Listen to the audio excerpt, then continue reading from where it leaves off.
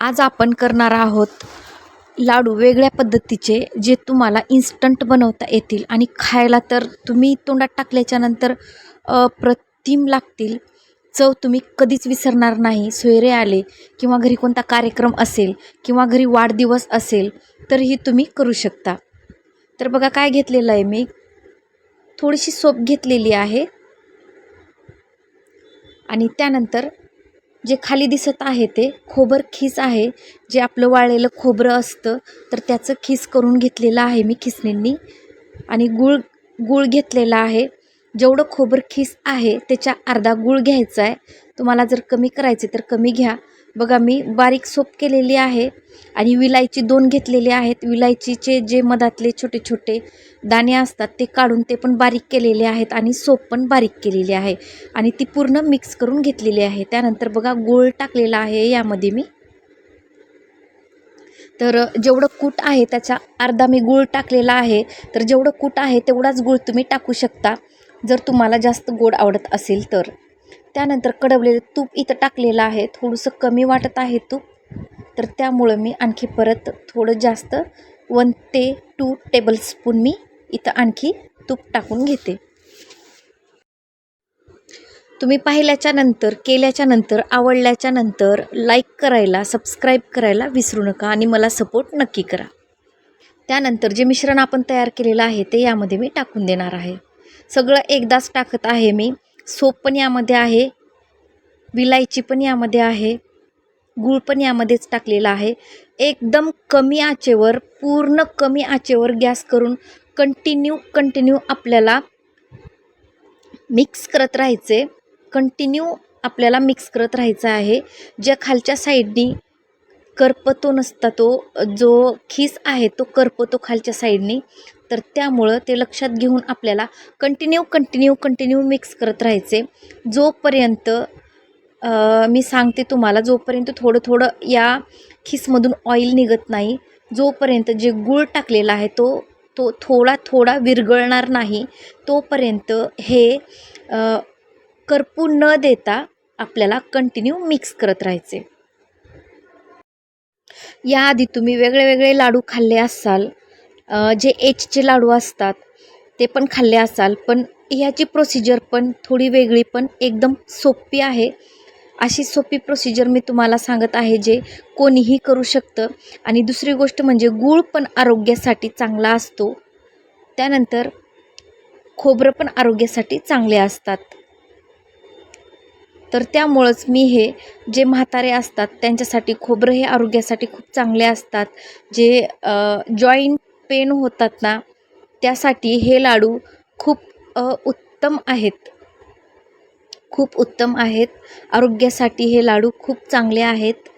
ज्यांचे joint pain होतात, ज्यांचे गुडघे दुखतात, जॉईंट दुखतात, तर त्यांच्यासाठी पण खूप उपयोगाचे आहेत. तर नक्कीच तुम्ही करून खा आणि त्यांना पण करून खाऊ घाला. आणि करण्यासाठी पण अगदी सोपी पद्धत आहे. तर बघा, पूर्ण जसं की मी दाखवत आहे तुम्हाला, जे छोटे छोटे खडे आहेत ते पूर्ण फोडून घेतलेले आहेत बघा मी गुळाचे. आणि कलर पण पूर्ण चेंज झालेला आहे. ब्राऊन कलर आलेला आहे.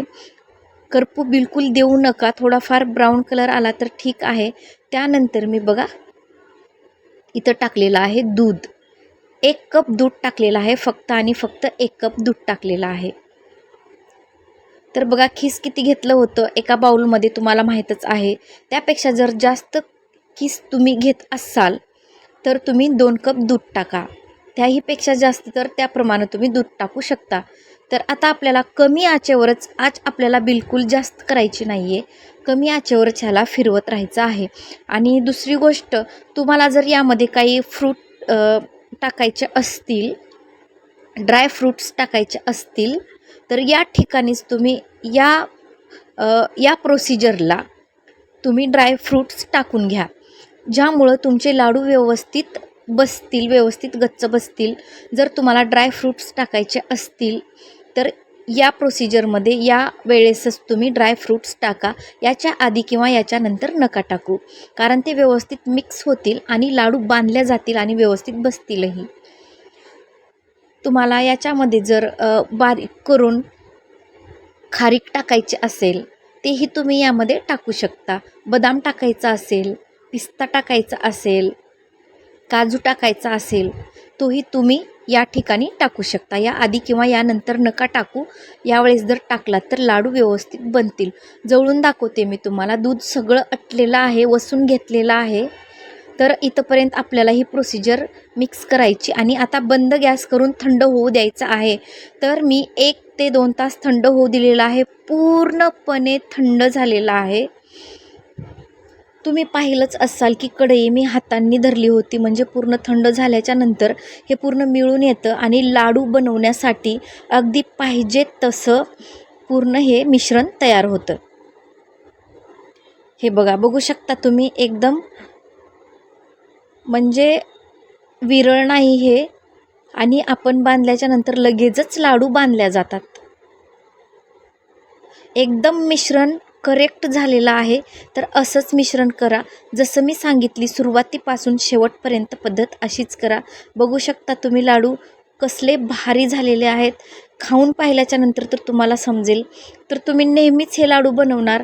पाहुणे आल्याच्या नंतर, कोणता कार्यक्रम असला, घरी बड्डे असला किंवा कोणताही कार्यक्रम असला किंवा तुम्हाला गोड खावं वाटत असेल, कधीही तुम्ही हे लाडू बनवू शकता. सोपी पद्धत आहे आणि इन्ग्रेडियंट्स पण जास्त लागत नाहीत.